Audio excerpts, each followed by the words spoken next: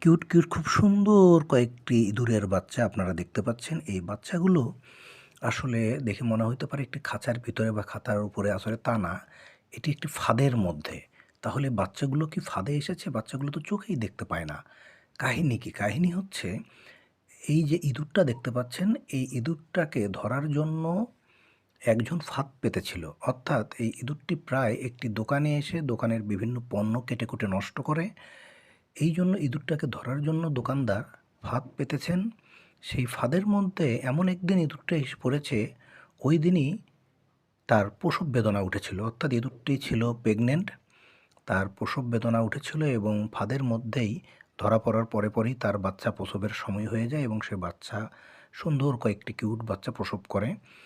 দোকানদার যখন এসে দেখতে পান তার ফাঁদের মধ্যে আটকায় ইঁদুরটি সুন্দর কয়েকটি বাচ্চা দিয়েছেন, সেও মায়ায় পড়ে যান এবং সে মানবতার কারণে ইঁদুরটিকে দূরে একটি জঙ্গলে যেয়ে ছেড়ে দিয়ে আসেন। যারা এই রকম সুন্দর সুন্দর ভিডিও দেখতে চান দয়া করে চ্যানেলটি সাবস্ক্রাইব করে দিন।